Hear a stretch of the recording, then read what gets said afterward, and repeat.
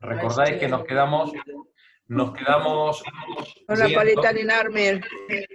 nos quedamos viendo la paleta De de las Narmer. jirafas. No, no, esta no, Ah, no de es la Norbert jirafa. todavía. No, no, esta es la de la jirafa. A ver. Ah, sí. Sí, esta es la de las jirafas, que en la parte de atrás tiene una escena de guerra en la que vemos al león encarnando al faraón, devorando a los enemigos, y esta escena tan simpática, bueno, simpática si eres del faraón, claro.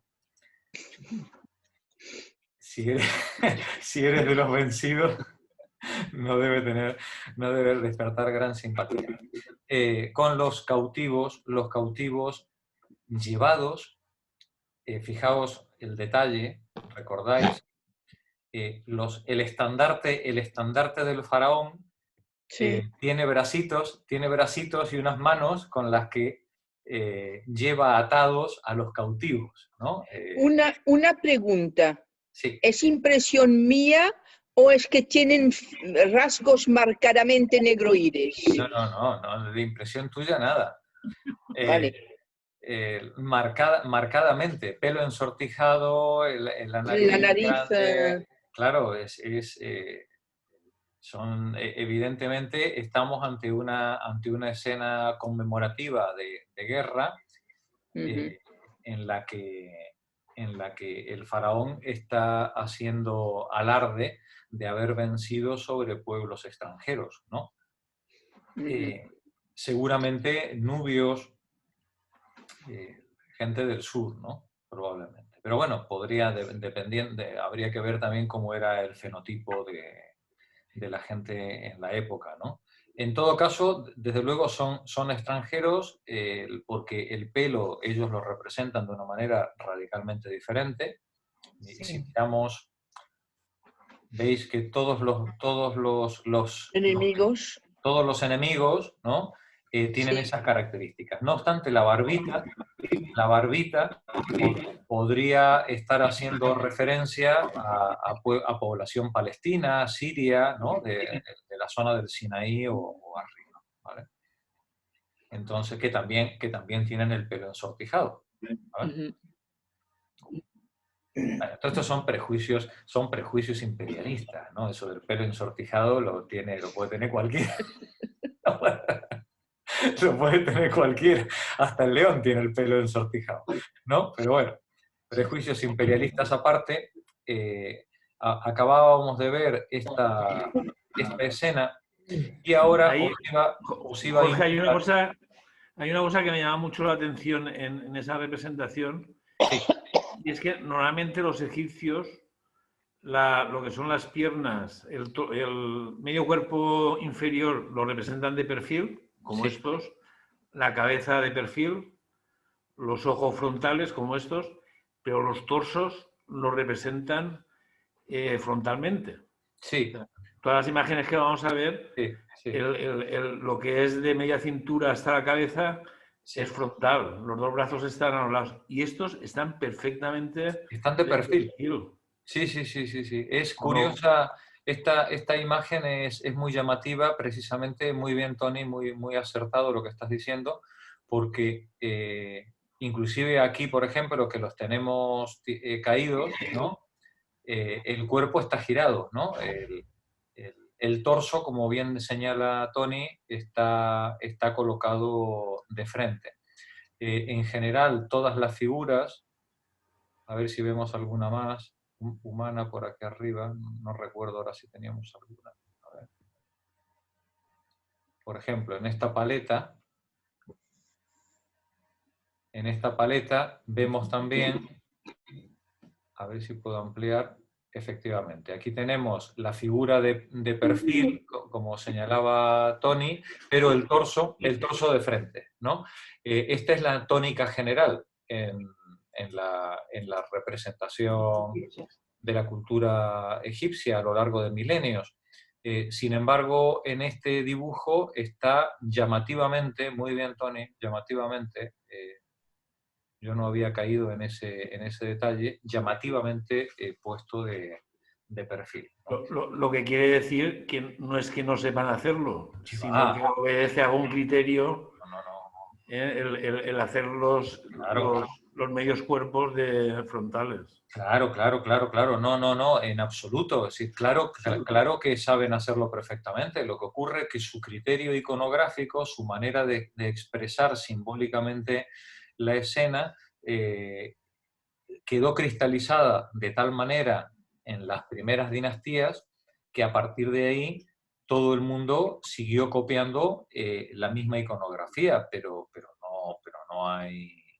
Pero que por supuesto que saben hacerlo de sobra. Luego vamos a ver, cuando más adelante, no sé si hoy dará tiempo, y si no a vuelta de Reyes, cuando veamos la pintura y la escultura egipcia, vais a ver la extremada belleza y perfección que tiene, tanto en profundidad, perspectiva, es decir, en general, claro que sabían de sobra. Lo que ocurre que estas representaciones no son representaciones naturalistas. Estas representaciones son simbólicas. Aquí lo que se quiere mostrar es otra cosa. Aquí lo que se quiere mostrar es el poder, es el símbolo de la autoridad, el símbolo del faraón, y gran parte de los elementos que componen la obra de arte son elementos simbólicos, no propiamente descriptivos ni representativos, son elementos simbólicos, como por ejemplo en este caso los estandartes conduciendo a los cautivos, ¿no? Es decir, son elementos absolutamente simbólicos que entiendo yo que quieren provocar en quien lo observa una impresión moral, una impresión de tipo emotivo, ¿no? No solamente una descripción de la escena, ¿no? Vamos a ver, bueno, por ejemplo, que es el caso este, ¿no? Es decir, el hecho de poner al león ocupando la figura del faraón, claramente tiene un valor simbólico que nadie podía confundir con la realidad, ¿no? En ningún momento. Muchas gracias, Tony. Siempre estás muy atento a todos estos detalles y se agradece. La verdad es que viendo esto, la fase de Walter Benjamin de todo documento de la historia es un documento de barbarie. Bueno, pues en cierta medida sí, porque además como los documentos de la historia casi siempre vienen de mano de los vencedores, ¿no? De los vencidos quedan poco, de los vencidos suelen quedar pocos registros, ¿no? Pocos registros, sí. Claro, por eso Walter Benjamin, muy bien dicho también Luis, Walter Benjamin insistía tanto en que el verdadero ejercicio emancipador consistía en la historia de los vencidos,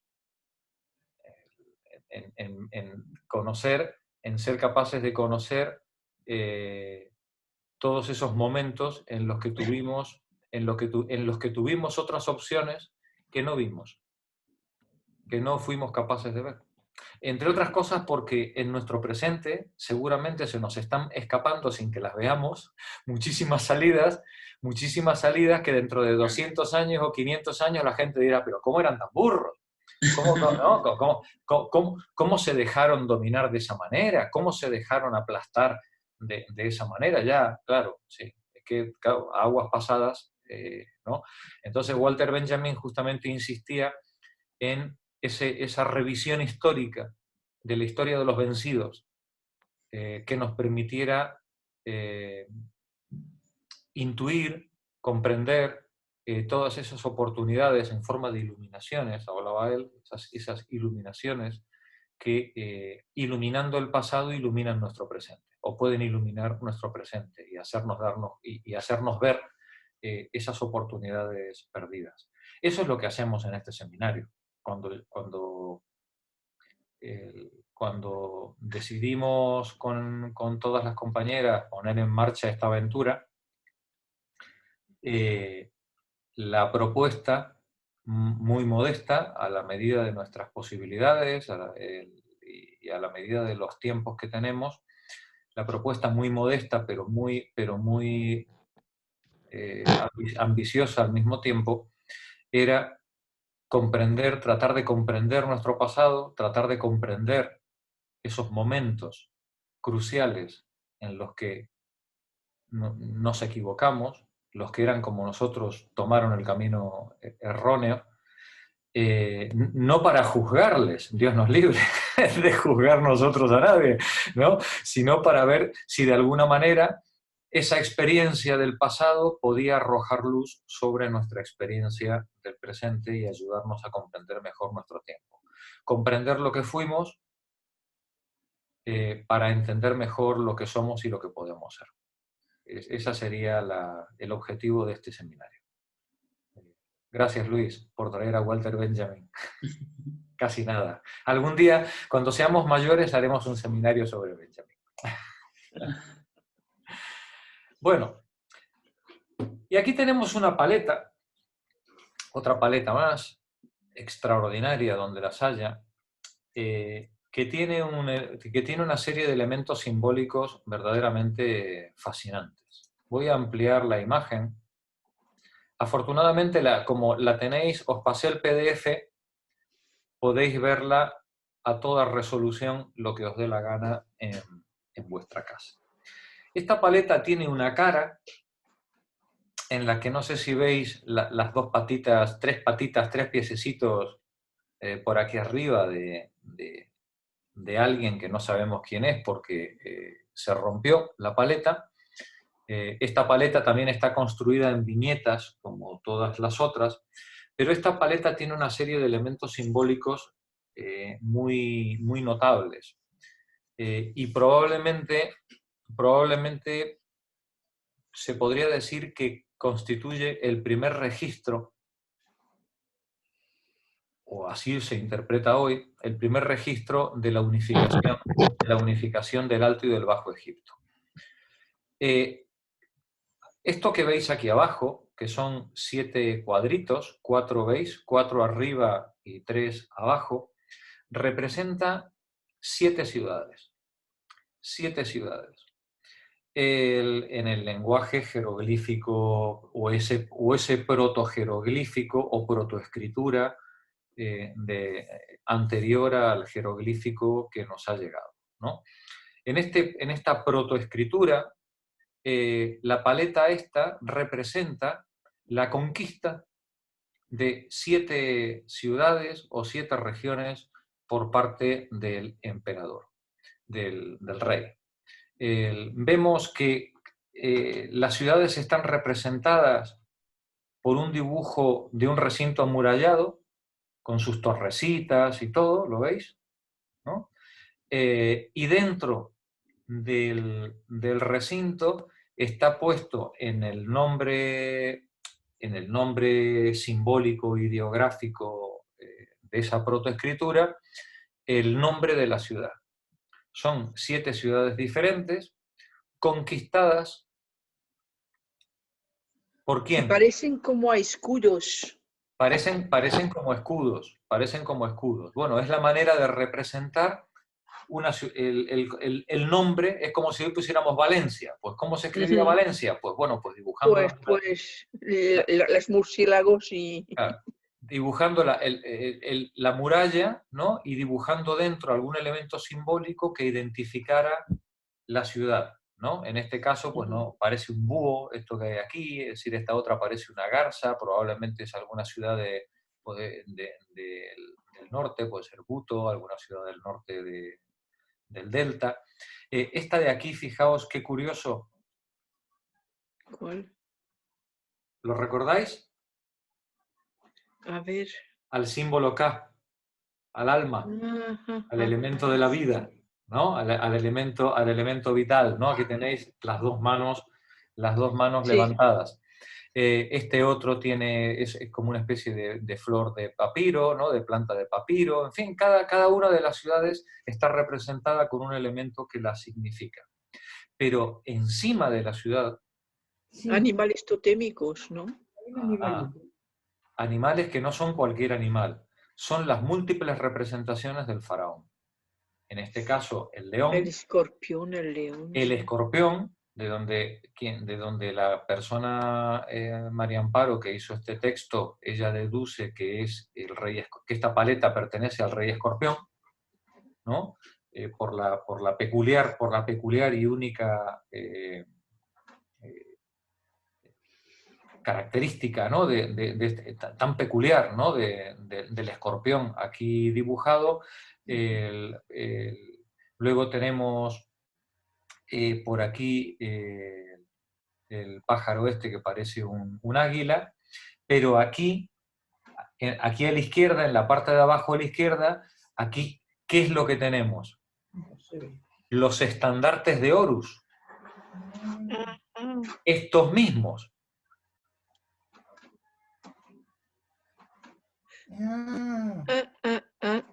Sí. ¿Eh? Sí. Sí. Si quedaba alguna duda de que estábamos ante una representación del monarca, ¿no? Del dominio del monarca, Sí. lo tenemos aquí en los estandartes sobre la ciudad, ¿no? Ujú. Esta sería una de las caras. Y en la otra cara, al estilo de los cuchillos que habíamos visto, los mangos de cuchillos, lo tenemos dividido en viñetas, pero estos no son animales de caza. No. No. Esta no es una escena de cacería, ¿verdad que no? Pues no. Esta es una escena de El animales ganado. domésticos, ¿no? Es decir, estos Sí. son animales. Es más, cuando uno ve la tristeza de este pobre de aquí De los arriba, pobres, ¿no? pobres burros. Estos no son precisamente fieras salvajes, ¿no? Entonces son pobres animales domésticos. ¿Qué es lo que puede querer representar cada fila de estas? Pues probablemente las cantidades de animales o de cautivos en forma simbólica capturadas en cada una de esas victorias, ¿no? Y aquí abajo hay una serie de plantas, pero lo que le llama la atención al egiptólogo es este símbolo de él. La serpiente. Una especie de serpiente, que realmente no es una serpiente. Una cobra, ¿no? Es una masa, vuelvo a ampliarla, es una masa serpenteante, una masa con forma de serpiente, ¿no? ¿Veis la cabeza de la masa? ¿No? Ajá. Bueno, no, perdón. Sí, La sí, cabeza sí. aquí abajo de la masa y el mango es una masa serpenteante Yo no había que visto la en su fotografía. momento, en esa época, representaba a Libia. Representaba a Libia, Libia. a Ujú. Libia, ¿no? Y entonces, quien hace la interpretación considera que esta parte del escudo, de la paleta, está representando, bueno, pues la victoria sobre pues, algunas poblaciones libias. Por eso probablemente estemos hablando de una victoria del sur, del Alto Egipto, sobre el norte, el Bajo Egipto, y las ciudades libias de la zona del delta y en general del norte de Egipto, ¿no? Quizás esta paleta sea la primera representación de la victoria del Alto Egipto sobre el Bajo Egipto y la unificación. ¿Qué tamaño tiene? Estas son muy pequeñas, pueden tener, no lo tengo apuntado, pero creo que estamos hablando de algo de 30 centímetros. Una cosa así. Sí, 30 centímetros por 40, es decir, de ese orden, ¿vale? Un folio un poquito grande y ya está, ¿no? Bueno, daos cuenta el enorme nivel de detalle que tiene. Sí. Es fascinante el trabajo de escultura, la pericia escultórica que hay en un trabajo de piedra de este tamaño. Es casi micro trabajo, ¿no? Gente que no tenía gafas, ¿no? Que no se trata solo de... No tenía armas no tenía herramientas de metal para hacer eso. Sí, habría algunas herramientas, pero muy débiles, de cobre. Estamos en los comienzos de la era del cobre, pero el cobre es muy blando, es una herramienta muy, muy blanda. Jorge, y a lo mejor es posible que, como en Libia, las plantas más características de Libia eran precisamente los cedros, ¿no? O sea, por eso se representa abajo como con bosques, ¿o podría tener alguna relación? No lo desconozco, Charo. Los cedros que yo tenga entendido son más bien de la zona del Líbano. Son del Líbano, ¿no? De la zona del Líbano, del norte, de la zona de Palestina, Sí. ¿no? Mientras que este símbolo, según nos dicen, representa a Libia, que está al oeste. Probablemente esa vegetación representa la vegetación del delta del Nilo. Del Nilo, sí. Que es lo que... Hoy no le llamamos Libia porque las fronteras geográficas impuestas por el imperialismo europeo decidieron que Libia era otra cosa, ¿no? Es decir, pero bueno, supongo yo que en época de los egipcios las fronteras no estarían tan claras, ¿no? Como ahora, como cuando Inglaterra hizo y Francia y Alemania su división de África, ¿no? Qué horror. Sí. Ese es otro seminario que tenemos pendiente hace ya tiempo, ¿verdad, chicas? La división de África. Monstruoso, ¿no? Todo llegará. Bien, vamos a leer esto. Juanra, adelante, por favor. De la paleta de las ciudades solo se conserva la parte inferior. Por un lado y por debajo de un friso veían aparecer figuras humanas de las que pueda apreciarse los pies, se veía la conquista de 7 ciudades. En el interior de los recintos amurallados, vistos en planta, con sus correspondientes resaltes o bastiones, se consigna el nombre de cada población con rudimentos jeroglíficos. Por encima de cada una de ellas, un animal o símbolo representativo del monarca es el encargado de aludir a la conquista. De ellos se han conservado un halcón, los tradicionales estandartes, un escorpión y un león. En el lado opuesto vuelve a utilizarse el recurso de las hileras de animales en friso, de influencia mesopotámica, que tanto desarrollo alcanzó en los mangos de cuchillo. En este caso, más parece la consignación de un botín, pues todas las bestias representadas son domésticas, bueyes, asnos y carneros. El último friso está reservado para unos estilizados motivos vegetales, junto a los cuales aparece una maza serpenteante que posteriormente se convertiría en la escritura jeroglífica, el signo para designar a Libia, y por ello se ha interpretado este lado como la conmemoración de una victoria egipcia sobre la citada Libia. Gracias, Juanra. Cielo, si te apetece, aquí tenéis el jeroglífico de Libia posterior, es este con el brazo serpenteante, ¿no?, de la masa. Cielo, continúa tú, por favor. De igual modo, la representación de las ciudades y la aparición de un escorpión sobre una de ellas ha sugerido la posibilidad de que esta paleta corresponda al rey escorpión.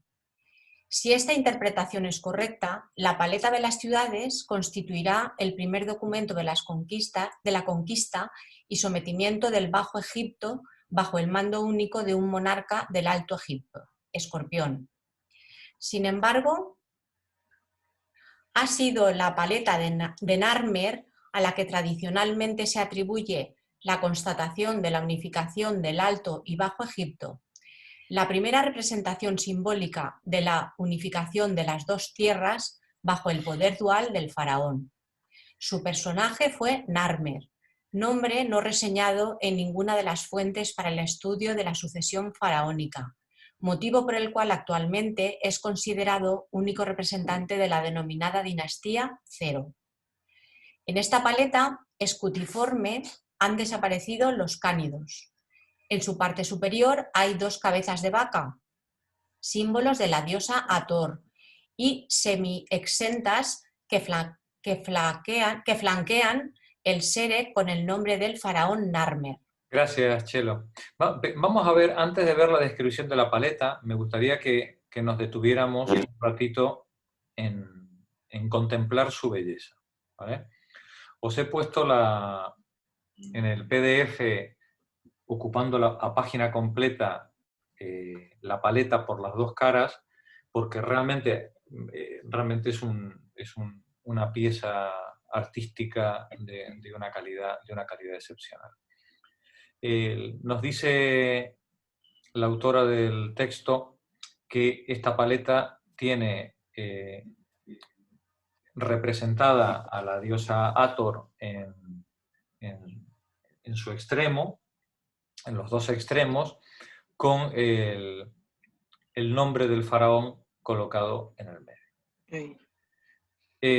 Vemos, no obstante, que la paleta está también distribuida en tres viñetas. La parte de arriba corresponde a la representación de Hathor y del nombre del faraón. La parte central es una escena del faraón en una posición ya que va a ser clásica a partir de ahora. La paleta de Narmer,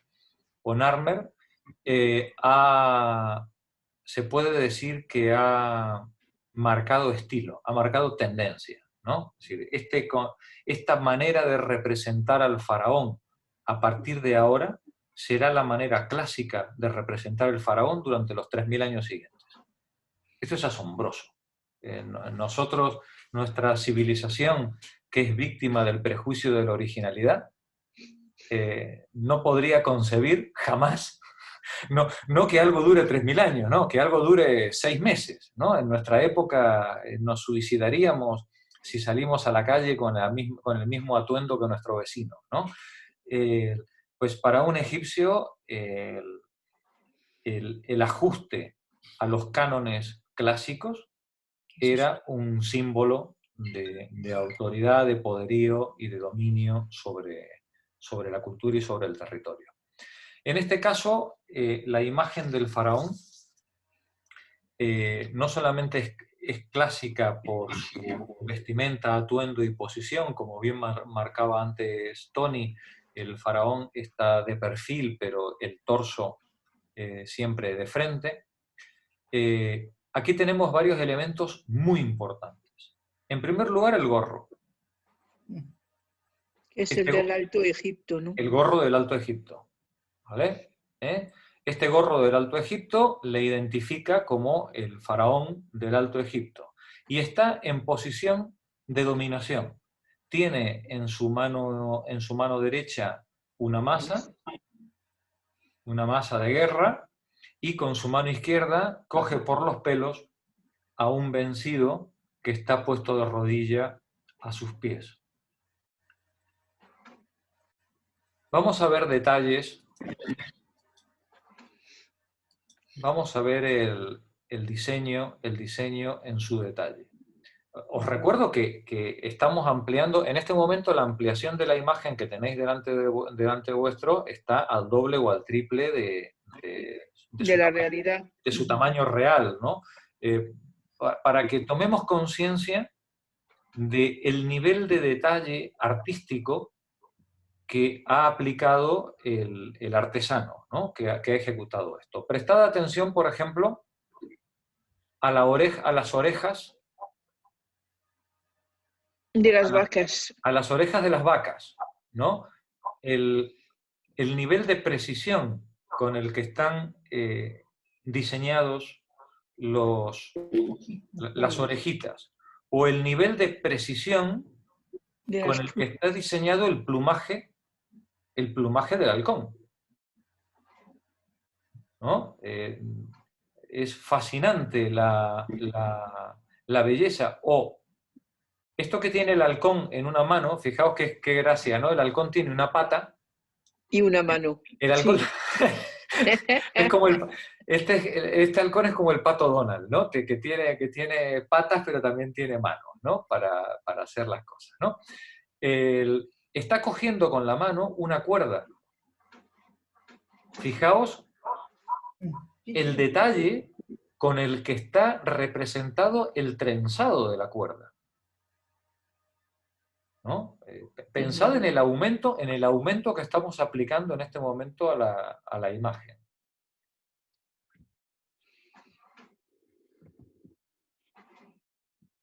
Mirad el trabajo de la mano. Le veis hasta las uñas. No sé si os dais cuenta. Sí, lógico. ¿No? Están dibujadas hasta las uñas del faraón, ¿no?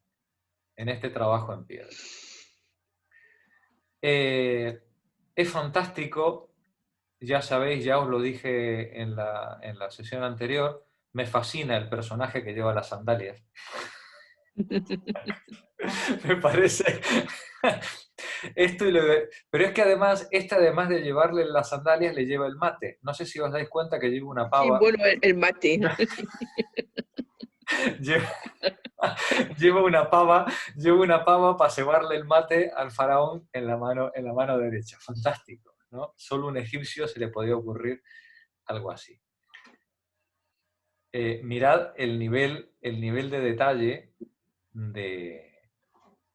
Desconozco qué quiere decir este simbolito que está al lado del portasandalias. ¿Veis el rabo de león? Sí. Del propio, ¿de qué? Nos decían antes, del cazador, ¿no? Es decir, este es el rabo que representa la capacidad bélica del cazador como héroe singular. Es el Gilgamesh. No solamente es el dominador de ciudades, es que es el héroe.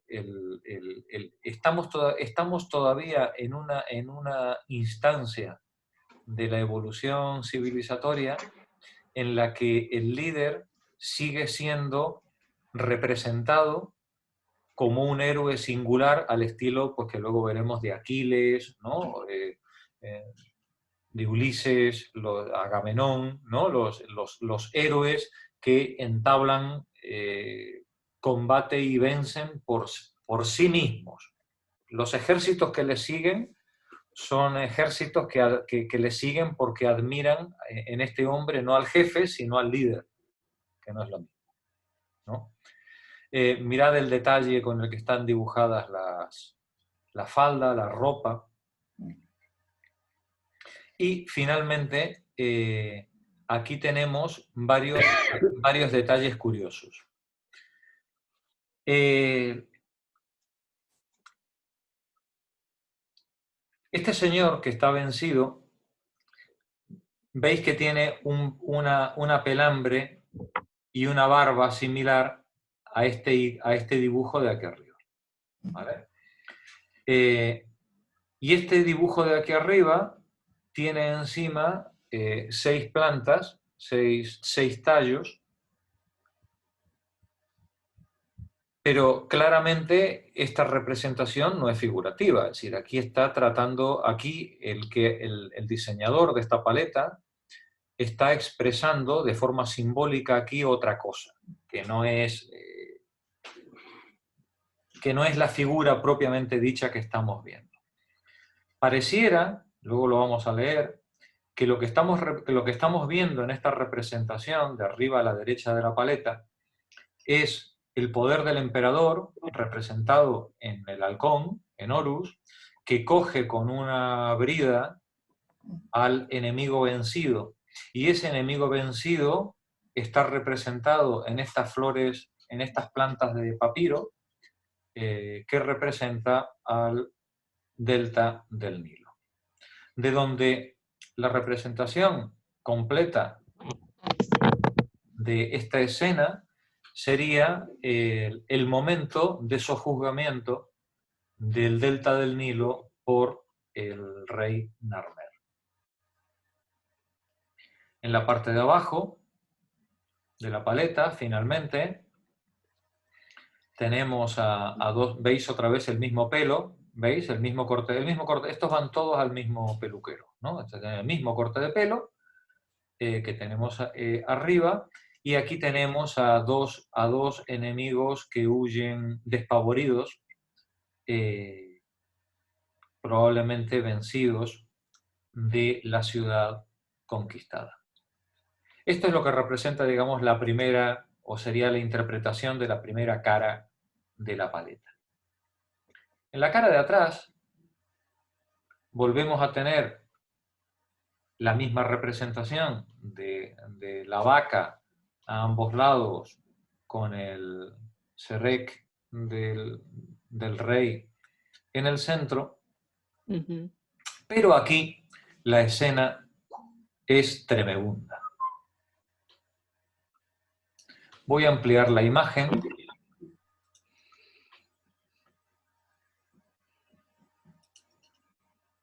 A ver si puedo eliminar la barra lateral y ganamos un poquito más. Los presos decapitados. Muy bien, María, muy bien, muy bien. La escena de la derecha, veis que son personas sin cabeza. Sí, pero la tienen entre las piernas. Muy bien, María, muy bien. Como decía Luis, tremendo, ¿no? La escena es tremenda. La colección de enemigos con las cabezas... fijaos que no son... Sí, pero tienen algo más. A ver, Marí, a ver si lo has visto. Encima de la cabeza. Están atados. Sus penes.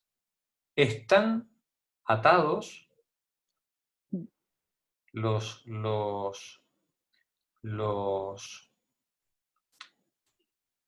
estos muertos están atados. Y ya lo que dice Marí, ya no soy yo capaz de interpretarlo así. Pero bueno, no me extraña.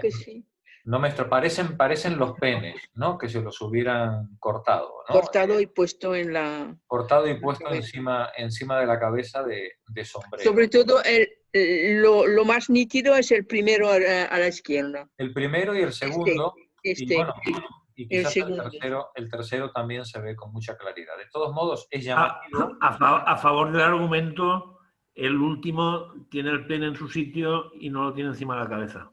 A ver, el último. El último de la izquierda. Muy bien. Sí. Muy bien, Tony. Jolín, qué vista tienes, tío. Qué nivel de detalle.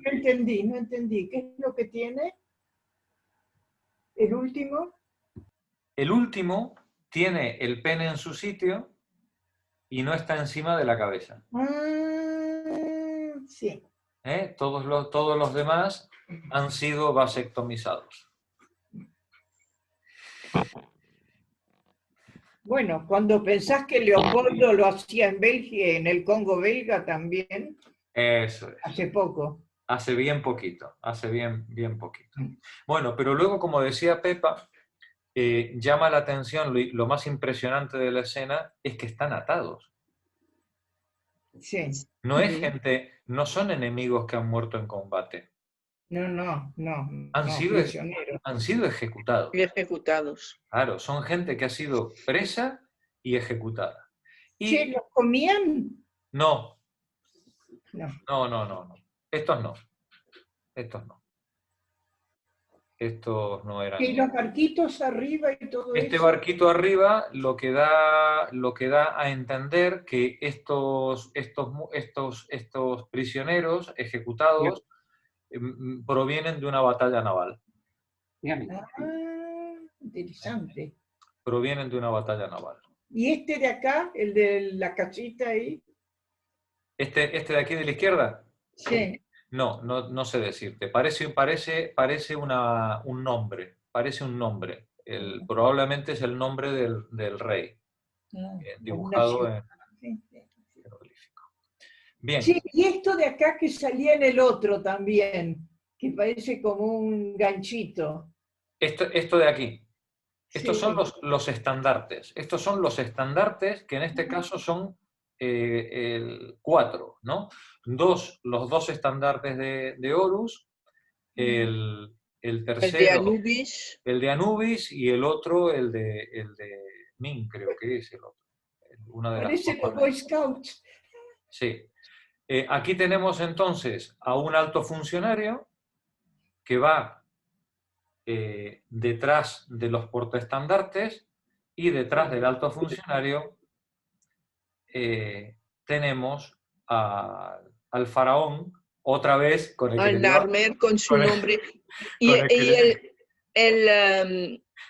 que va delante, su nombre estará significado por los dos signos que hay ahí. Sí, sí. Estos dos signos deben como si fuera un representar rebus, ¿no?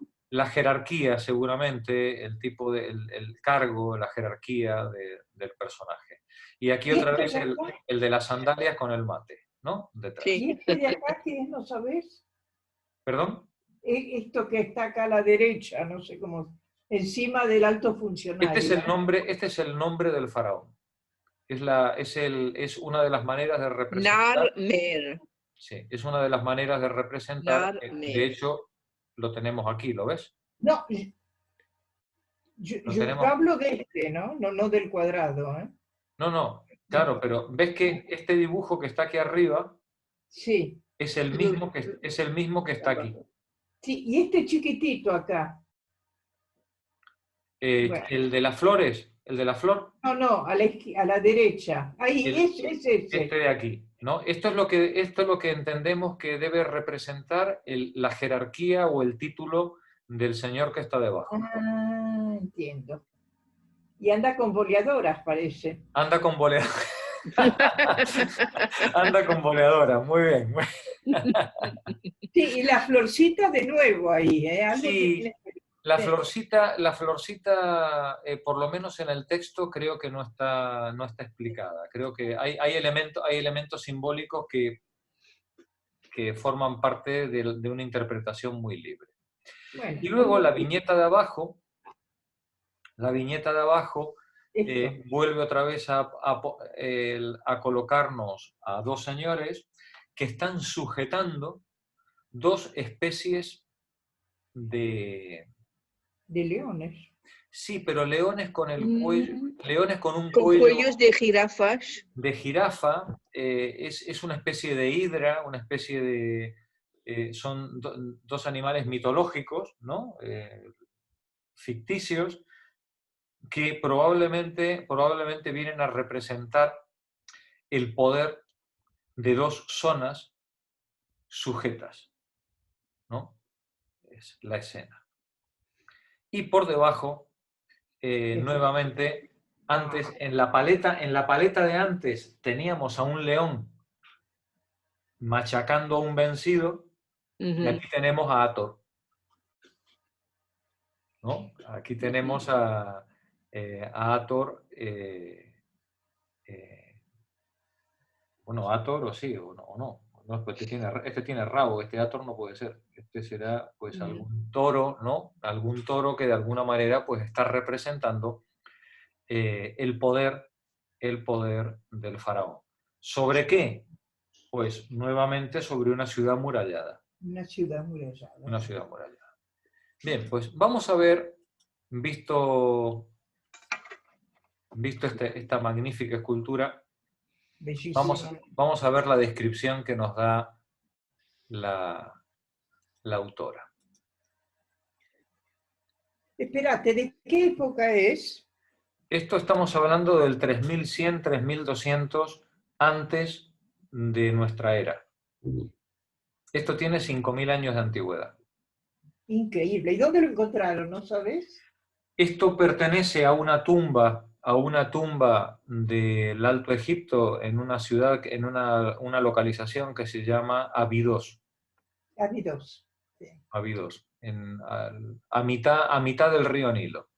Juan Viñoles, adelante. ¿Dónde estamos? Por el otro lado de la paleta. Una de sus caras Ahí. representa a Narmer, maza en la mano, en la tradicional escena de la muerte del enemigo, motivo iconográfico que fijará las convenciones a lo largo de la historia de Egipto y servirá para simbolizar la supremacía del faraón sobre los enemigos de Egipto externos y, por extensión, frente a las fuerzas del caos que amenazaban la pacífica existencia del país.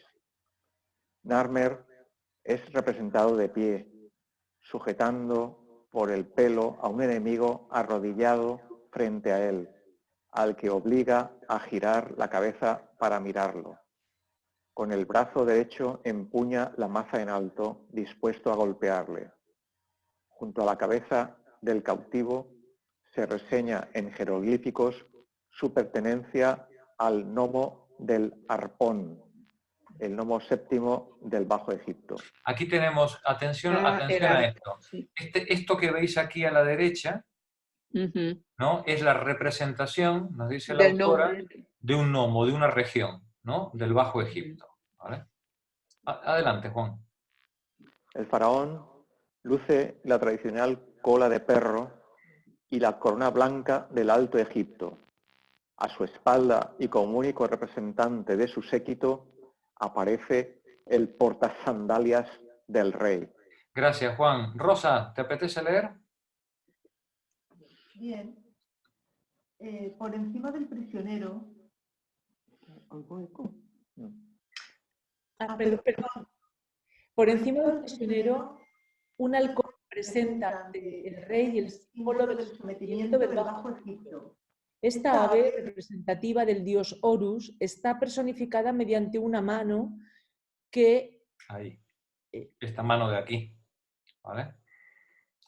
Disculpa, Rosa, es que había quitado la imagen. Sí. ¿Sigo? Sí, continúa. Está personificada mediante una mano que sujeta la cuerda con la que aferra la curiosa representación de la citada tierra sometida, un plantel de papiros a los que se ha añadido una cabeza humana para significar la victoria. Daos cuenta la manera tan peculiar, ¿no? de representar los acontecimientos, ¿no? El faraón está representado mediante Horus, que con una mano coge una cuerda con la que está atando la cabeza del vencido, pero para que se sepa de qué vencido estamos hablando, pues entonces le plantamos los papiros encima, ¿no? Para que no quede duda de quién estamos hablando. Como si fueran banderillas. Como si fueran banderillas. Muy bien. Adelante, Rosa. Según otras interpretaciones, sin embargo, esta enigmática figura sometida al poder de Horus no se referiría tanto a las tierras sometidas por el faraón como al número de prisioneros capturados. El tallo de una planta, concretamente del loto, haría referencia en egipcio clásico al millar, motivo por el cual también se podría suponer que se consigna la captura de 6.000 enemigos, en un primitivo ensayo de lo que sería el sistema habitual de numeración en Egipto. Vale, dicen otros investigadores, ¿no? Que esto está diciendo que lo que hay ahí son 6.000 enemigos capturados en el combate, ¿no? Continúa la lectura, no sé si, creo que está Víctor Romaní, ¿no? Sí, ahí te veo, Víctor. En el registro inferior de este mismo lado de la paleta de Narmer, dos enemigos, identificados también por sendos jeroglíficos, huyen despavoridos mirando hacia atrás. Por el otro lado de la paleta, al margen del friso inicial con el nombre del faraón y las cabezas de vaca, la decoración se estructura en 3 registros. En el primero de ellos, el faraón pasa revista a los enemigos ajusticiados, 10 en total, quienes aparecen decapitados, con la cabeza colocada entre las piernas. Por encima de los prisioneros aparece un barco, lo que puede indicar su participación en la lucha. Acompaña al faraón el correspondiente séquito, representado al igual que el portasandalias del lado opuesto, a menor tamaño. En este caso, el séquito lo componen los 4 portaestandartes, el de Bin, el Set y 2 de Horus, idénticos a los de su maza, seguidos estos por un personaje ataviado con una piel de animal, lo que podría denotar su pertenencia a la casta sacerdotal que posteriormente adoptaría este distintivo. Gracias, Carlos. Víctor, ¿está Carlos Llorens por ahí? A la espalda del faraón, de nuevo, es representado el portasandalias, en idéntica actitud a como aparece en el lado opuesto, acarreando asimismo una pequeña vasija o aguamaní. Dice, acarreando a sí mismo una pequeña vasija o aguamanil en la mano derecha que bien pudiera contener también los ungüentos necesarios para el aseo del faraón. Adelante.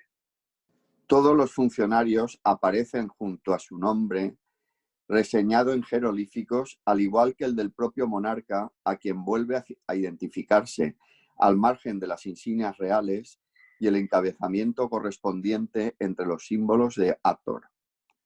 La importancia de esta escena radica no solo en la detallada narración de una victoria, sino también en el hecho de que el faraón aparezca tocado con la corona roja, considerada símbolo del Bajo Egipto. Así pues, el monarca se representa con ambas coronas, una a cada lado de la paleta, lo cual, obviando la polémica acerca del origen de las mismas, implica que el faraón ha asumido por vez primera el poder dual que aunaría a lo largo de toda la historia de Egipto los destinos de las dos tierras. Gracias, Carlos. Hay un detalle gordísimo. ¿Se puede volver a ver al faraón? Claro. Hay un detalle gordísimo que se me escapó. Claro, con la Mostrarlo. cobra. Con la cobra. Claro. Aquí, en este lado de la paleta, el faraón tiene el gorro del Bajo Egipto. Y por el otro el gorro blanco. Y en el otro lado el gorro blanco, ¿no? Claro. Que no se ve blanco, pero que sí que me parece que era blanco, ¿no? Sí, era blanco, ¿no? Entonces, claro, estamos ante una paleta que por una cara muestra al faraón con los símbolos del Alto Egipto y por el otro lado con los símbolos... del ala, me lo he cargado. A ver, ahí. Con los símbolos del Bajo Egipto, ¿vale? Muy bien. O sea que había conquistado ya todo. Sí. Digamos que esta paleta vendría a conmemorar la fusión de las dos tierras, ¿no? Continúa la lectura Sara Riera, si está por ahí.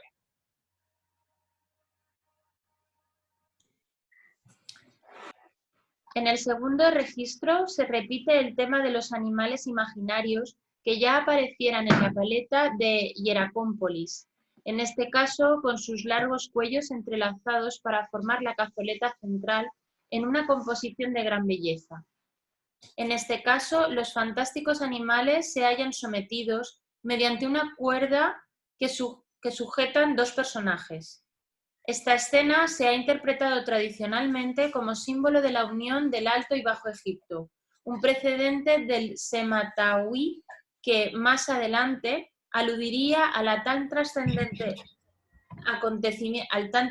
acontecimiento político, sustituyendo a estos animales por las plantas heráldicas de las dos tierras y a los dos personajes anónimos de la paleta, bien por figuras de Api, el Nilo, o bien por Horus y Set.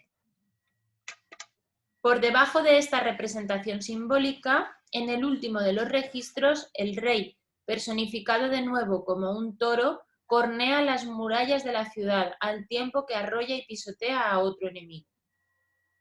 Cada uno de los registros citados parece destinado a consignar la victoria del monarca y la sumisión de los vencidos, a quienes diferentes símbolos identifican como procedentes del Bajo Egipto. Así pues, esta paleta ha sido considerada como el primer documento histórico de la unión de las dos tierras, tras la que se iniciaría la expansión y el desarrollo del antiguo Egipto unificado. Gracias, Sara. Bueno. Y con esto hemos entrado en la historia egipcia. Porque la paleta de Narmer igual que Al la final paleta del anterior testiacero. y algunos otros elementos escultóricos previos que vimos en los cuchillos y tal, llevan los elementos fundacionales de la escritura egipcia. A partir de ahora empieza la historia, ¿no? A partir de ahora empiezan los documentos escritos a través de un lenguaje, el jeroglífico, con sus sucesivas modificaciones, que nos permitirá ya a partir de este momento conocer la narración de los hechos, no a través de los artefactos arqueológicos, sino a través de la descripción de los propios participantes. Con lo cual tenemos un problema añadido. Ahora, para conocer la historia, no solamente tenemos que intentar ver qué es lo que pasó, sino tratar de separarlo de lo que nos quieren contar, los que la escriben, ¿no? Es decir, digamos, a partir de ahora tenemos la suerte de que tenemos documento escrito, pero a partir de ahora también empieza la ideología y la propaganda, ¿no? En esos documentos escritos. Entonces, claro, como la historia que nos llega siempre es la de los que ganan, claro, digamos, habría que preguntarle a los del Bajo Egipto cómo vivieron eso de la unificación, ¿no? Pero como estaban decapitados y con los penes encima de la cabeza, pues no tienen muchas posibilidades de contarnos. Nos quedan 40 minutos, cogemos el artículo de la Wikipedia que os pasé con respecto a la escritura jeroglífica y lo desentrañamos. Vale. Esta imagen que tenéis delante vuestro Es la Pierre de Rosette. es la maravillosa, única y extraordinaria piedra Rosetta. La piedra... ¿Qué pasó con el jeroglífico? Pues bueno, pues la escritura egipcia es una escritura que empezó a utilizarse, empezó a desarrollarse a partir del... Se supone que a partir del 3100, pero hay quien dice que a partir del 3300 antes de nuestra era. Pero entre nosotros, chicas, no era práctica, ¿vale? La escritura jeroglífica era algo que tenía sentido simbólico, que funcionaba muy bien para la parte religiosa, digamos, de la civilización, pero para representar ideas, numeraciones, listados administrativos, aquellos que no había manera, ¿no? Y si hoy día no sabemos si los 6 papiros esos representaban 6.000 o representaban, ¿no? Pues digamos, la escritura jeroglífica exigía por parte del lector una interpretación que hacía imposible un sentido unívoco en los textos. Por eso la escritura egipcia fue modificándose ya desde muy pronto. Muy rápidamente se transformó primero en lo que luego vamos a ver, el hierático.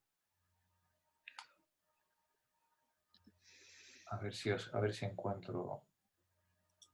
Vamos a ver, en primer lugar, el jeroglífico egipcio básicamente se ha utilizado para relieves en piedra. Básicamente, ¿vale? Para relieves en piedra. Pero en los textos de las pirámides y en algunos, y por ejemplo en el libro de los muertos, en algunos textos sagrados, se ha utilizado también lo que los investigadores llaman el jeroglífico lineal.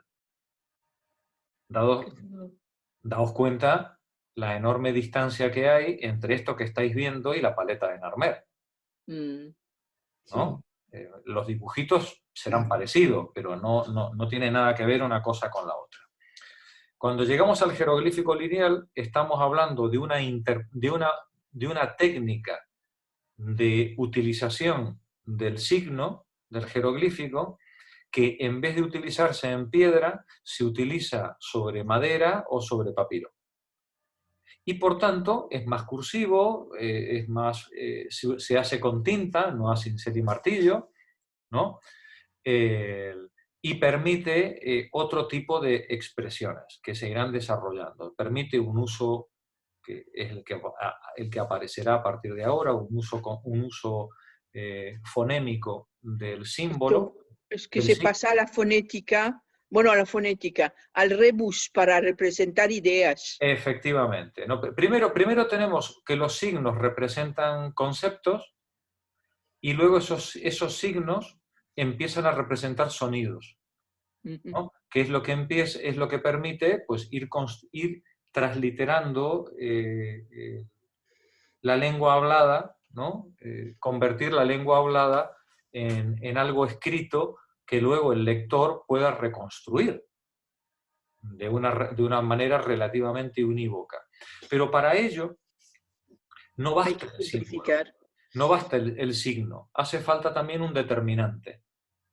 Cuando yo pongo el signo, en este caso, del patito este, ¿no?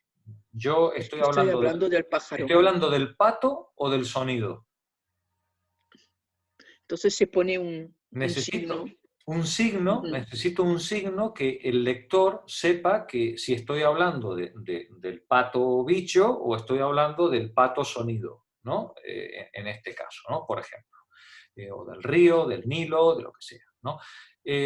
Entonces, poco a poco se va construyendo una manera de expresar el lenguaje a través de signos escritos que se puede hacer con pintura y no solamente a través del trabajo grabado en piedra como se había originado el jeroglífico. Esta forma de escribir, de representar sobre papiro, es la que utilizarán sobre todo administradores, funcionarios, para poder ir representando ideas complejas y problemas complejos, a diferencia de la escritura sagrada. Pero, ¿cuánto duraban los papiros? ¿Cómo cuánto duraban? ¿Cuántos años duraban? Bueno, todavía están. Todavía están. Yo creí que no aguantaban los papiros. No, sí, todavía los tenemos. Como el papel. Claro. Hombre, no aguanta tanto como una piedra, evidentemente, y se mantienen, los tenemos todavía porque se han guardado milagrosamente en condiciones de humedad apropiadas, pero están ahí. En este caso, por ejemplo, estáis viendo una escritura lineal, pero no es en papiro. Pero esto no es papiro, esto está hecho en una pared en forma de, ¿cómo le llaman hoy los pintores? De tempura. Estuco, ¿no? Sí, en forma de estuco, ¿no? Bueno, los pintores, los artistas tienen otro nombre para mural, en forma de mural, ¿no? Es decir, este es un mural en el que el artista ha escrito utilizando el jeroglífico lineal, ¿no? Pero esto es más pictórico que escultórico. La paleta de Narmer es una escultura. Sí. Esto es una pintura, esto es otra cosa. Se leía verticalmente, ¿no? Sí, siempre de arriba a abajo. Pero de arriba a abajo. Sí, pero el sentido de la escritura de derecha a izquierda puede cambiar. Se lee de izquierda a derecha si los animales están mirando hacia la izquierda. Y se lee de derecha a izquierda cuando los animales están mirando para el otro lado. Siempre se lee...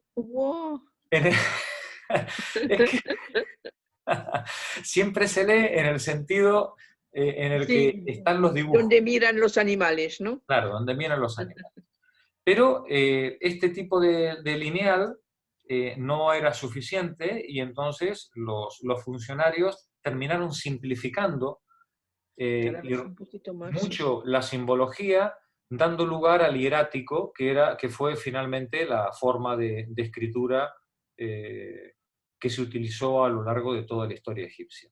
Aquí la escritura que se utilizó, ¿no?, a lo largo de la historia egipcia por los funcionarios.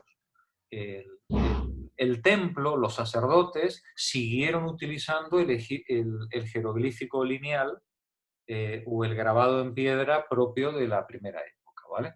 Aquí vemos la evolución de un signo cualquiera, por ejemplo, la P o la M, la K, lo vemos en el jeroglífico, en piedra, en el antiguo imperio, en el imperio medio, en el nuevo imperio, finalmente cuando llegamos a la época helenística, ¿no? Vemos a lo largo de 3.000 años,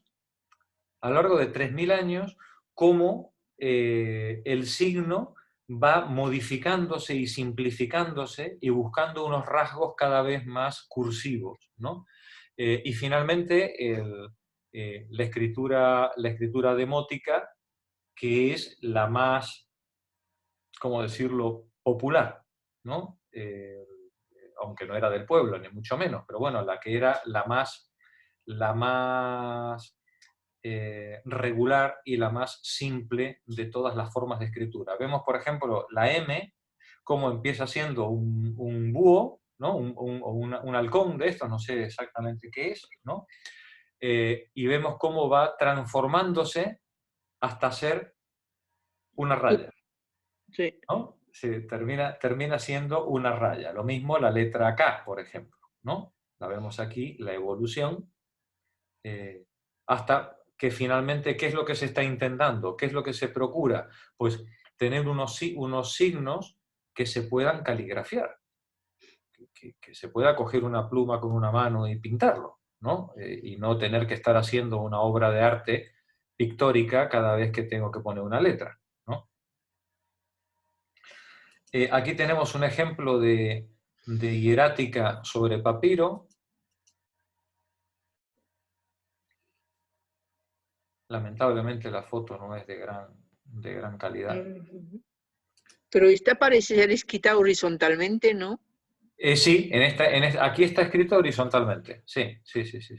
No, aquí ya estamos ante un tipo de escritura muy parecido al nuestro.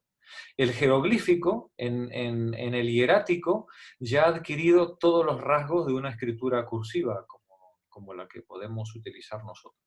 Aquí los pocos signos que puedan tener algún aspecto representativo que puedan quedar son mínimos, no sé, un ojo, una boca, muy básico. Ha sido todo muy reducido a su mínima expresión. Aquí tenemos un ejemplo de demótico, que ya veis que prácticamente es una escritura completamente como las nuestras. Entonces, Jorge, el hierático demótico son silábicos. Empiezan a ser, tienen distintos, bueno, y el jeroglífico también, claro, sí. Con el paso de los siglos se van transformando primero en silábicos y luego en fonémicos. Finalmente vamos a ver ahora que terminan expresando a veces una consonante, dos consonantes o tres consonantes, y otras veces sonidos de tipo vocal, ¿no? Con lo cual ya prácticamente tenemos un alfabeto. Todavía no hemos llegado al alfabeto, pero prácticamente tenemos un alfabeto. Por ejemplo, los griegos clásicos, ¿esto lo leían? ¿Los griegos clásicos. Sí, por supuesto. Bueno, o sea, no. Bueno, quiero decir, por supuesto no. El que lo aprendiera lo leía. Sí, claro. De hecho, la piedra roseta solo resuelve los jeroglíficos más antiguos. No, los más modernos. Todo lo contrario. Los más modernos. La piedra roseta está escrita, creo recordar, ahora lo veremos, pero creo recordar que es griego, demótico,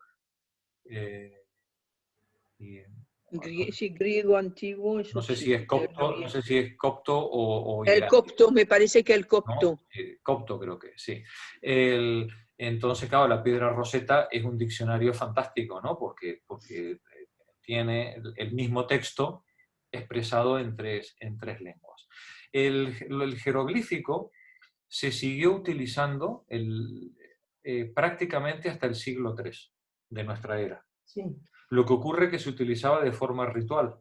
La gente ya no lo practicaba. La gente no lo... Bueno, ni antes tampoco. Era la lengua administrativa o sacerdotal, ¿no? pero creo que es Adriano el último que en el templo de Philae deja una inscripción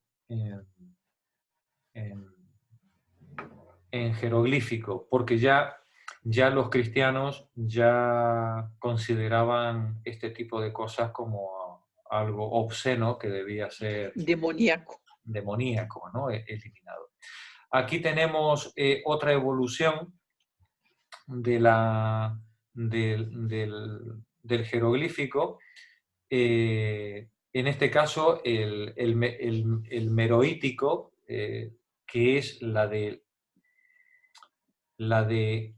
los egipcios cuando están bajo dinastía nubia, ya cerca del 1100, entre el 1100 y el 800 antes de nuestra era, cuando los nubios conquistan Egipto y la civilización de Meroe incorpora el jeroglífico modificado de esta forma. Entonces aquí tenemos la transcripción fonética y el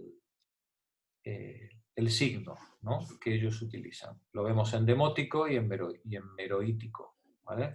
Y en hierográfico. Tenemos aquí a la izquierda tenemos el hierático, el demótico y el meroítico, y su transcripción en el sonido para cada uno. Esto prácticamente es un diccionario, ¿no?, lo que tenéis en este momento delante. Aquí tenemos ejemplos del meroítico, donde veis que sigue combinando el elemento representativo, ¿no?, la imagen, sigue combinando la imagen, pero con el signo explicando el motivo que se ha dibujado en la piedra, en este caso. Este es otro ejemplo, donde vemos la escultura con carácter simbólico y el texto explicando, claro, esto un egipcio antiguo no lo hacía. Un egipcio antiguo te colocaba los 4 elementos simbólicos y tú interprétalo, ¿no? Ahora ya estamos ante un tipo de cultura que coloca el elemento simbólico, pero por si acaso no vaya que haya alguien que haga una mala interpretación, pues se lo explican por escrito, ¿no? Aquí tenemos, hemos saltado al copto. Esta es una escritura en copto, ya muy reciente. Aquí estamos en el muy reciente, estamos en el -700, ¿no? muy reciente en términos egipcios, ¿no? Digamos, de hoy, ¿no? Esto ya es copto. Aquí creo que tenemos otro ejemplo de copto. Aquí tenemos, fijaos, el modelo, esta inscripción sigue el ejemplo meroítico. Tenemos una imagen descrita abajo en el texto, ¿no? Y finalmente llegamos a uno de los lenguajes que más ha influido sobre nosotros, que es el protosinaítico, que como veis, esto se empieza a parecer muchísimo al árabe, ¿no? Esto ya tiene... Tienes imaginación, ¿eh?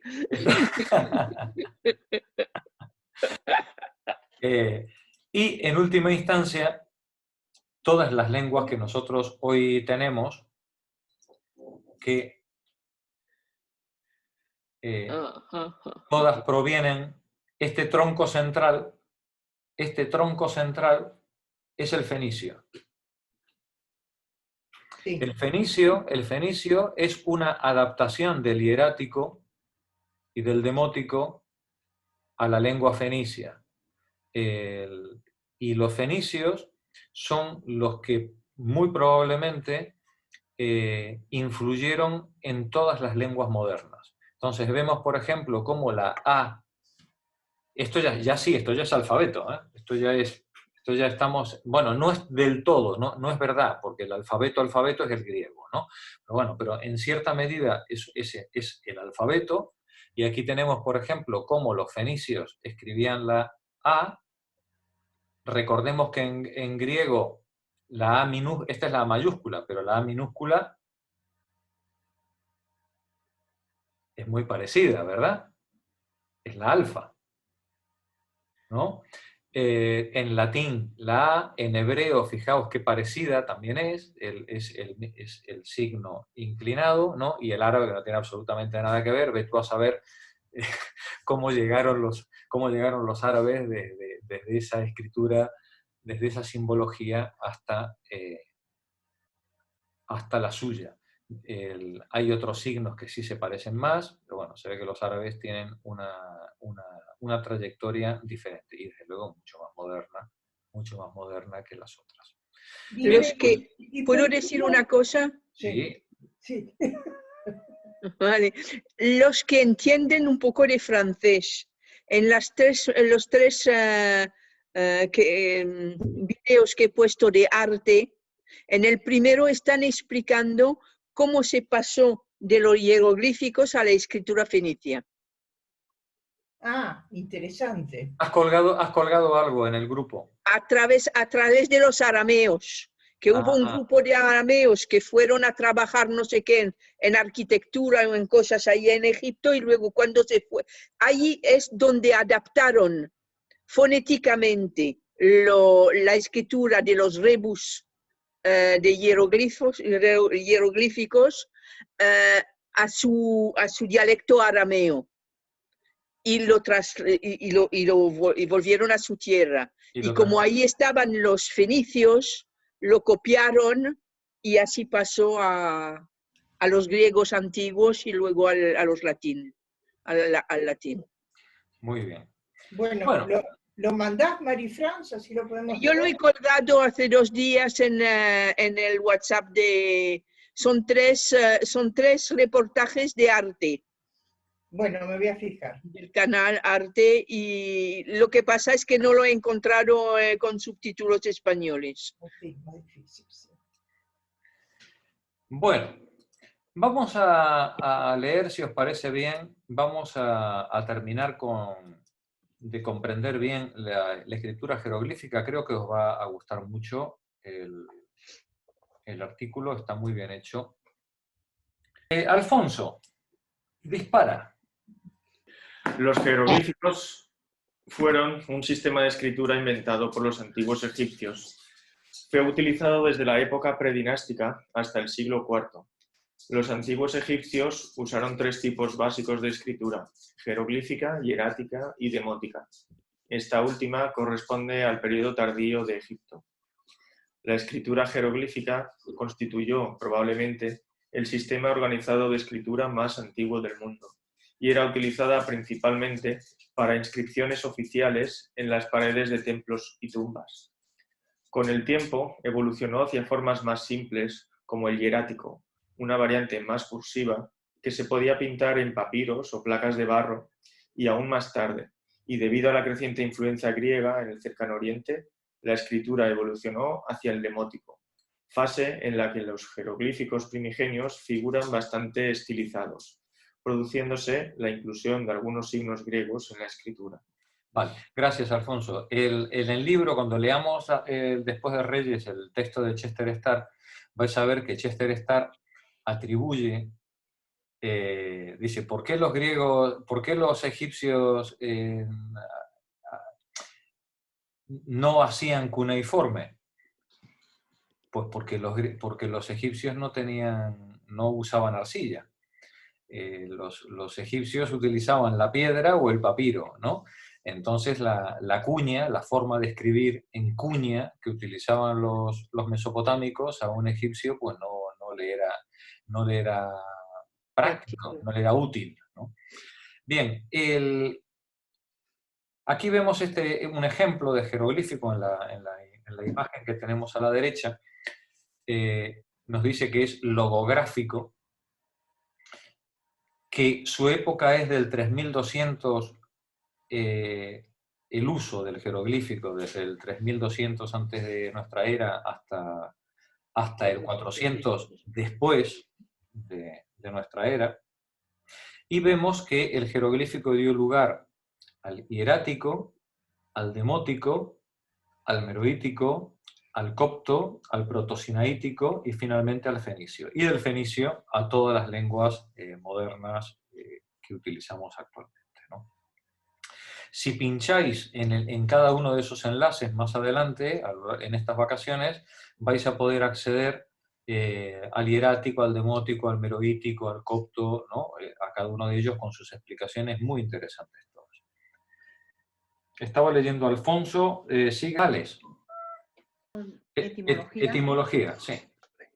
La término tiene su origen en las palabras griegas hieros, sagrado, y glipein, cincelar, grabar. La traducción griega de las de las palabras con que los propios egipcios denominaban su sistema de escritura. Estos son sonidos, ¿verdad? Sí. Las palabras del Dios.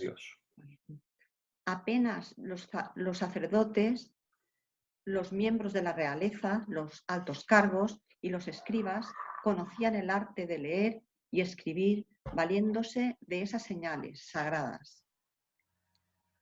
Pasamos. La expresión egipcia para jeroglífico se translitera, bueno, son sonidos también, sí, transcrita como medu, netzer, que significa palabras de Dios, del Dios. Historia y evolución.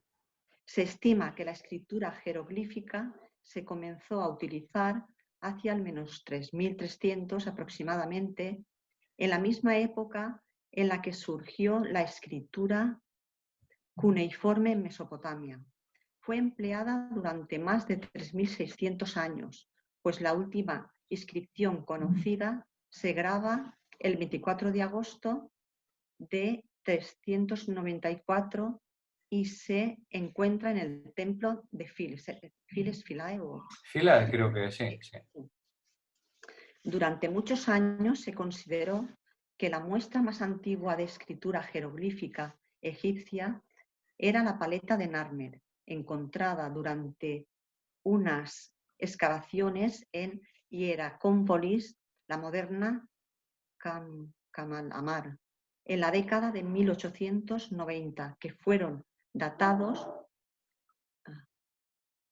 en el 3200. 3200, sí, antes de nuestra era. Sin embargo, en 1998, nuevas excavaciones en Abidos fueron halladas muestras de protojeroglíficos datados del periodo Nakada III, será antes del siglo XXXIII. Eso es. A ver, desde la época del Imperio Antiguo, la escritura jeroglífica egipcia fue un sistema en el que se mezclaban logogramas, signos consonánticos, simples, dobles, triples e incluso de 4 o más consonantes, y determinantes, signos mudos que indicaban a qué familia conceptual pertenece una palabra. A partir de la dinastía 18, sí, pero bueno, a partir de la dinastía 18 o 18ª, 18ª, sí, los escribas empezaron a usar cierto número de signos consonánticos dobles silábicos para transcribir los nombres semíticos o de dicho origen, pero este tipo de escritura quedó exclusivamente restringido a tal ámbito. Gracias, Alex. Tony, continúa tú, por favor.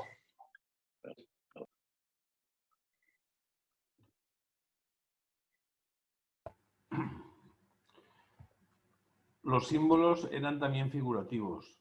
Representaban algo tangible, a menudo fácil de reconocer, incluso para alguien que no conociese el significado del mismo.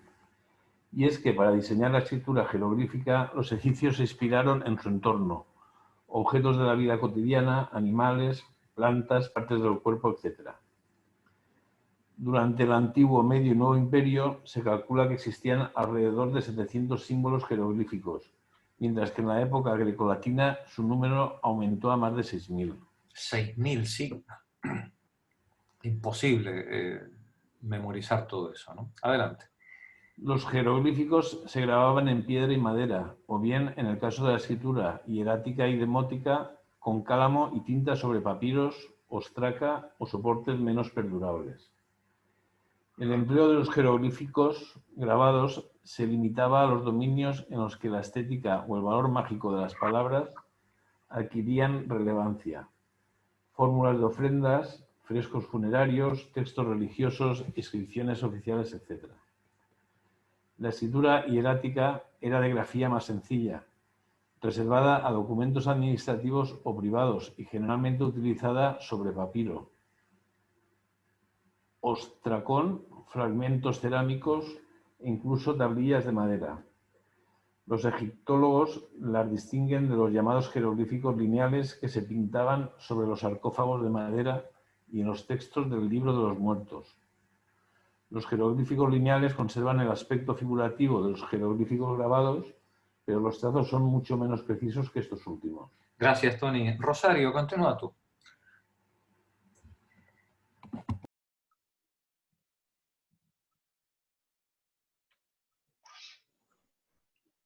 Que no sé exactamente... A partir de la época, en el menos 600, a partir de la época saíta... Sí. A partir de la época saíta, dinastía decimosexta, la escritura... Vigésimo sexta, perdón. La escritura hierática fue parcialmente reemplazada por una nueva escritura básica, la demótica. Se trataba de una simplificación extrema de la hierática reservada a las actas administrativas y a los documentos de la vida cotidiana. De ahí su nombre de escritura popular. La escritura hierática se usará preferentemente para transcribir textos religiosos o sacerdotales, conjuntamente con la escritura jeroglífica, de ahí su nombre de escritura sacerdotal. En la época tolemaica, el griego se irá imponiendo progresivamente como lengua administrativa, del año 146 antes de nuestra era en adelante. Los contratos escritos exclusivamente en demótico pierden todo el valor legal. Fijaos qué interesante cuestión política esta, ¿no? A partir de la época tolemaica, el griego se va imponiendo en la administración. El griego es una lengua extranjera, es la lengua del conquistador, ¿no? Hasta el extremo de que los contratos que estén escritos en la lengua vernácula empiezan a perder poder legal. Es como si los españoles hubieran ido a las Indias y hubieran hecho que los contratos escritos en inca se hubieran podido, o en azteca se hubieran tenido con qué escribirlo, ¿no? Perdieran poder legal. Daos cuenta el ejercicio imperialista que representa algo como esto, ¿no? Es decir, obligar a que la administración funcione en una lengua extranjera, ¿no? No queramos, Dios, que eso nos pase a nosotros con el inglés. Sí, pero utilizando un alfabeto que parte de los jeroglíficos, pasa por los fenicios, de los fenicios a los griegos, y de los griegos vuelve a Egipto. Es heredado, sí, es heredado de alguna manera, claro. Eso es paradójico. Entonces, pues, ¿no? Sí, es muy, no sé, es extraño, ¿no? Es paradójico, es una vuelta muy paradójica la que da el idioma, sí. Adelante, Rosario. El copto es el último estado de la lengua y escritura egipcias. Aún se emplea en nuestros días, pero solo como lengua litúrgica. Se escribe utilizando el alfabeto griego junto con 7 caracteres demóticos para transcribir fonemas no existentes en griego. Aparte de esto, la escritura egipcia no ha sido empleada nunca más para transcribir ninguna lengua moderna. Por otra parte, es preciso señalar que, según ciertos investigadores, la escritura jeroglífica sería, junto con la influencia del proto-sinaítico, el origen del alfabeto fenicio, el cual a su vez derivaría en el alfabeto hebreo, arameo y griego, de los cuales provienen los alfabetos latino y cirílico. Gracias, Rosario. Pepa Biosca, adelante. Causas del desarrollo del sistema de escritura. Los jeroglíficos reflejaban el lenguaje habitual. Ay, a ver, ¿qué se me ha ido? Aunque con el tiempo fue usado preferentemente en las simbólicas representaciones de los templos, desestimándose su uso por su clara falta de idoneidad en la escritura de uso diario. Hay que tener en cuenta que las necesidades de escritura ya en el Imperio Antiguo, como eran la contabilidad de insumos, alimentos, por ejemplo, en la dotación de los súbditos empleados en la construcción de templos y pirámides, demandaba multitud de escribas que anotaran cantidades, clasificaciones, etc. Y en este proceso de reproducción, la escritura jeroglífica resultaba poco práctica. Por esta necesidad, los signos jeroglíficos van derivando en otras grafías, más fácilmente reproducibles, con cálamos de los escribas. Este era el instrumento de escritura por excelencia, dando origen a la escritura hierática. Para la escritura cotidiana se utilizaba el hierático, y así lo evidencia el papiro Rin, donde consta una muestra del conocimiento matemático de los antiguos egipcios. Los ejemplares que se poseen en la actualidad del incorrectamente denominado Libro de los Muertos emplean esta forma de escritura. La escritura jeroglífica quedó reservada para los monumentos reales, templos, palacios, tumbas, joyas, muebles de la corte, amuletos, etc., por cuestiones no solo estéticas, sino también por su carácter simbólico y mágico, pues grabar el nombre de una persona en jeroglífico implicaba que cometer un error al escribirlo o el hecho de dañarlo podría influir en la persona a quien hacía referencia a dicho jeroglífico. Como el nombre en escritura sagrada representa a la persona, expresar el nombre en jeroglífico ponía en peligro la seguridad de la persona, ¿no? No era lo mismo que decirlo por cualquier otro medio que no fuera la escritura sagrada, ¿no? Adelante, Pepa. El hierático también surge en un periodo donde el lenguaje se ve transformado, ya que de los ideogramas que representaban los primeros jeroglíficos se pasa a un proceso de conceptualización para finalmente sintetizar cada símbolo en un sonido. Es muy interesante ver la relación y similitud entre el sistema jeroglífico, el hierático, el hebreo antiguo y el fenicio. De este último es muy simple la relación con el griego. Gracias, Pepa. Paco Gotzen, no sé si puedes leer. Sí, pequeñito, pero lo intento. Vale. Los más antiguos documentos de escritura conocidos los descubrió el equipo del Instituto de Arqueología alemán dirigido por Günther Dreyer. Son un conjunto de 300 vasijas y tablillas de arcilla encontradas en el enterramiento del soberano predinástico Horus Escorpión I, el año 1997 en el-Kap, Abidos, datadas mediante carbono 14 de 3400 a 3200 antes de nuestra era. Están inscritas con caracteres jeroglíficos, incisos o dibujados con tinta, desvelando una verdadera escritura compuesta de signos fonéticos que informan de los impuestos pagados en especie al rey. Mencionan aceite, lino y la correspondiente ciudad, no siendo ya la tradicional escritura ideográfica utilizada durante ese periodo. Y pareciera que en estas vasijas que encontraron estos alemanes estamos ante un tipo de escritura que no es propiamente ideográfica, ¿no? Sino que realmente es una escritura capaz de representar objetos y cantidades de forma precisa, ¿no?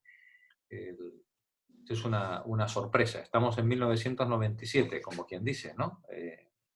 Es el último grito. Adelante, Paco.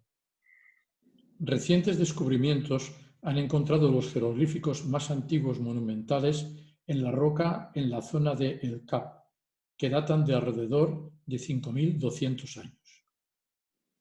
Uso a lo largo del tiempo. Los jeroglíficos fueron usados durante un periodo de más de 3.600 años para escribir la antigua lengua del pueblo egipcio. Existen inscripciones datadas desde el año 3300 antes de nuestra era hasta el 24 de agosto de 394, fecha de la última inscripción jeroglífica conocida, grabada en los muros del templo de Isis en File. Constituían una escritura monumental y religiosa, porque eran usados en las paredes de los templos y tumbas. También se escribieron en papiros. Durante los más de 3 milenios en los que fueron usados, los egipcios inventaron cerca de 6.900 signos. Un texto escrito en las épocas dinásticas no contenía más de 700 signos, pero hacia el final de esta civilización ya eran usados varios miles de jeroglíficos, lo que complicaba mucho su conocimiento, siendo este uno de los factores que tornaron poco práctico su uso. Justiniano I prohibió los antiguos cultos en Egipto, causando su desaparición. Gracias, Paco. Continúa Mercedes. Desaparición. Desaparición. Con la invasión de diversos pueblos extranjeros a lo largo de su historia, la lengua escrita local se fue alterando, incorporando nuevos elementos. Factores decisivos en la desaparición de los jeroglíficos fueron la introducción de las lenguas griega y latina, producida por la conquista de esos respectivos imperios. También el cristianismo, al negar las religiones politeístas locales, contribuyó para que hacia el siglo V después de nuestra era el conocimiento de esta escritura se perdiese. Todo lo que estaba relacionado con los antiguos dioses egipcios era considerado paganos y por lo tanto prohibido. Últimos vestigios. La última inscripción jeroglífica de la que se tiene constancia fue grabada en los muros de la puerta erigida en la época del emperador Adriano, situada en el recinto del templo del Isis, en Fili, Egipto. Se grabó el 24 de agosto de 394, pocos años después del cierre de los templos no cristianos ordenado por el emperador Teodosio, y era una invocación al dios Cusita Mandulis. Desciframiento. Piedra Roseta. La piedra Roseta contiene un texto del Antiguo Egipto escrito en 3 versiones. En la parte superior, jeroglíficos. En la parte central, demótico egipcio. Y en la parte inferior de la misma, griego antiguo. Entonces tenemos la piedra Roseta, son 3 lenguas, nos dice jeroglífico, demótico y griego antiguo. Adelante. Es un gran bloque de granito, fácilmente confundible con basalto. Este texto fue descubierto en 1799 por la expedición francesa comandada por Napoleón Bonaparte, cuando cruzaba la región de Roseta, en Egipto. Este texto fue fundamental para descifrar el significado e interpretación de los jeroglíficos egipcios. Esta tarea alcanzó razonable éxito en 1822 con el trabajo de Jean-François Champollion y en 1823 con el aporte de Tomás Jung. Ambos tenían profundos conocimientos de la lengua griega, lo que aprovecharon para comparar el texto en dicho idioma con la versión en jeroglíficos. El texto en cuestión se refiere a un decreto de Ptolomeo V Epífanes, del Egipto ptolemaico. Hoy la piedra se encuentra en el Museo Británico en Londres, ya que fue cedida por los franceses a las autoridades militares británicas en 1801 por el Tratado de Capitulación. Gracias, Mercedes. Bueno, el resto del texto, que os invito a que lo veáis tranquilamente en casa en estos días, consta del desciframiento y luego viene lo que preguntabais antes, ¿cómo se lee? ¿Cómo se leen los jeroglíficos, ¿no? El sistema de escritura, la dirección de la escritura, si es de derecha a izquierda, de izquierda a derecha. Aquí tenemos a los bichos mirando para un lado, los bichos mirando para el otro, que son los que determina el orden de escritura.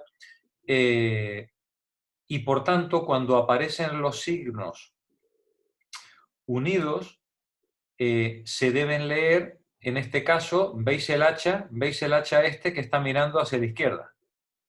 ¿Vale? Vamos a ampliar la imagen. Si el H está mirando hacia la izquierda, el orden de escritura es de derecha a izquierda. Y si es de derecha a izquierda y de arriba hacia abajo, esto se lee así. Primero este signo, luego el ojo, luego este, que es un determinante, luego estos dos, luego este y este.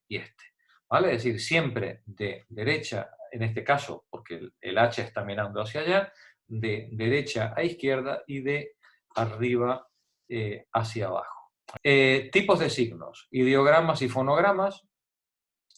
Hay signos que representan imágenes, como este que representa la palabra casa, que vimos ya en su momento en la sesión anterior. Hay signos de tipo determinantes que permiten distinguir cuando estamos hablando de la cosa y cuando estamos hablando del sonido.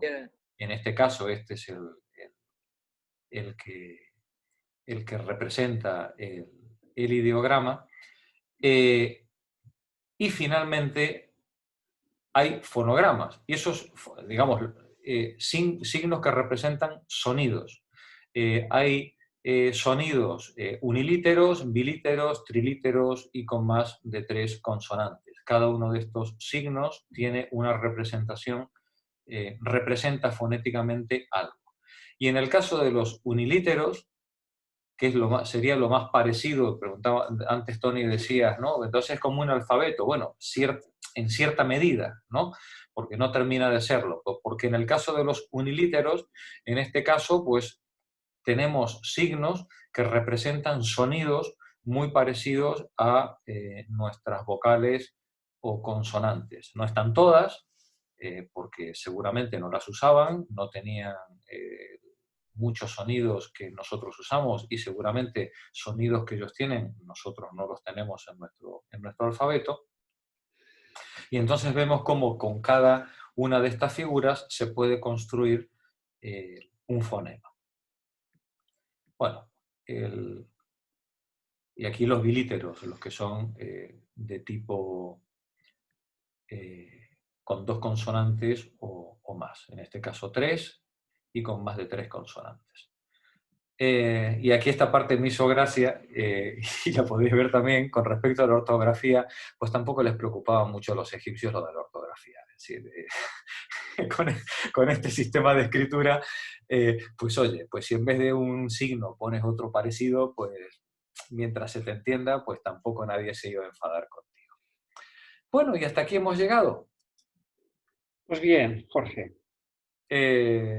A vuelta de Reyes, arrancamos con el libro de Chester Starr. Muy bien. Pues muchas gracias y hasta la próxima. Nos vemos en el día 8. Nos vemos el día 8. Felices fiestas, chicos. Igualmente. Felices fiestas.